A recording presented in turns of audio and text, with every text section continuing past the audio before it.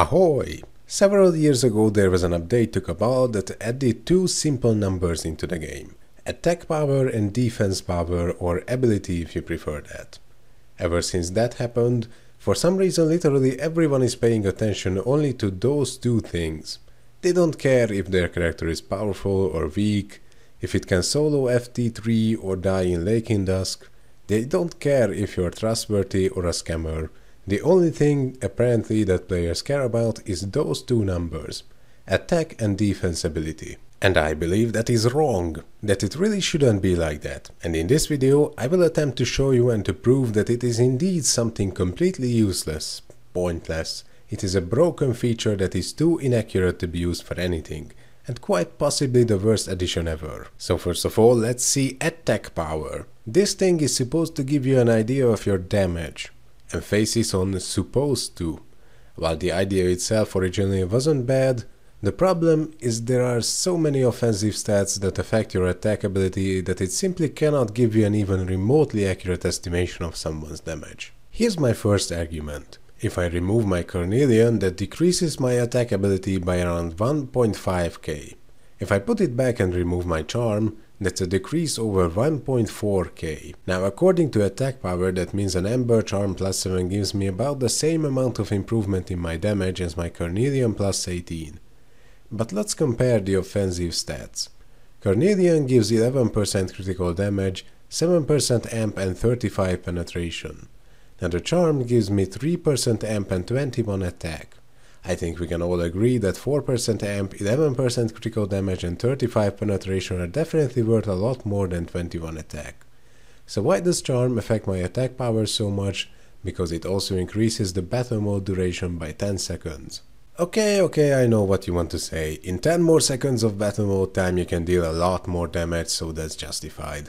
But let me prove you wrong there. See that Art of Force control effector. Minus 20 seconds cooltime, so you can use the skill more frequently, and you get 7% extra amp and 50 penetration. And what happens if I remove or equip it? Nothing, it doesn't affect attack power at all. So if extra battle mode duration does, then why doesn't a perfect effector count?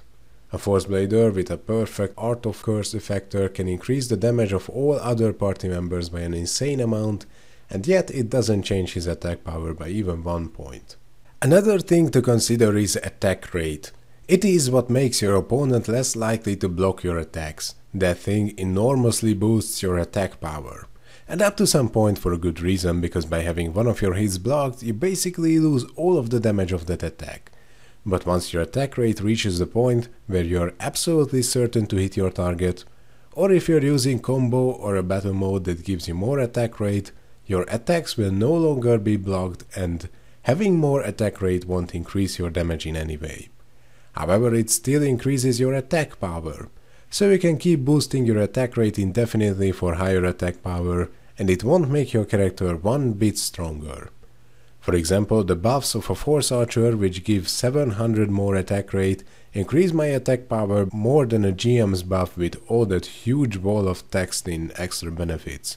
The examples could go on. Also, many of the stats that affect your attack and defense abilities only work in PvP, but that is easier to demonstrate in the case of defense power, so let me also show you a few things about that. So for example, I've got this RW3 bike here that I normally wear. Let's forget about the offensive stats for now, as it gives a huge bonus to my defense and defense rate. Now if we compare this to the blue bike that is strictly for PvP, it gives me 186 fewer points of defense and 240 less defense rate. But when I put the blue bike on, it gives over 1000 more defense ability because of the critical rate resistance. If I activate Spirit Intention, Wizard's PvP party buff, that also increases my defense ability by almost 2000 points. And in a dungeon that will only occupy a buff slot for no reason. Monsters can't hit you critical for all we know. I also borrowed an Arcane of Guardian from one of my friends, just for the sake of this video, to compare it with Arcane of Laws. The Guardian one is plus 15, Laws is only plus 14, and as you can see, Laws still gives me considerably larger amount of defense power than Guardian, whereas the amount of damage I'm taking with Guardian is significantly lower. As you can see, they hit me almost 200 less here with the Arcana of Guardian equipped. The same goes for Vampiric Earrings compared to Defensive Earrings. It's over 1000 more defense power when I put the Defensive Earrings on because they give me a lot more defense, but in reality the HP steal limit from the Vampiric Earrings makes my recovery speed so much faster that the defense bonus from the other pair is inferior to this.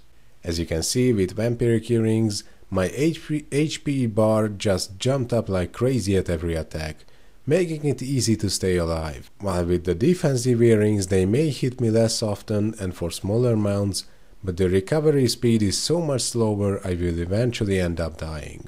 Speaking of recovery, if I activate Mass Restore and High Regeneration, they make me recover HP at a crazy rate of plus 360 every 2 seconds, and the difference in defense power is 720 points. Now that is about the same as if I had around 100 more defense, and while 100 defense probably wouldn't make any significant difference when fighting some powerful boss, that regeneration can really save my skin. Also, one of my friends did some tests on a lower level character and came to the conclusion that defense rate apparently doesn't even increase defense ability up until a certain point, and that certain point depends on your defense. So while your character will still be more likely to entirely block enemy attacks and receive 0 damage, your defense ability might not even change if you increase your defense rate. The line of examples could go on and on. I know a lot of people will disagree with me on this one, and I can already recommend the comment section for some healthy debate, but please don't spam it with hateful messages against those who disagree with you. Ahoy!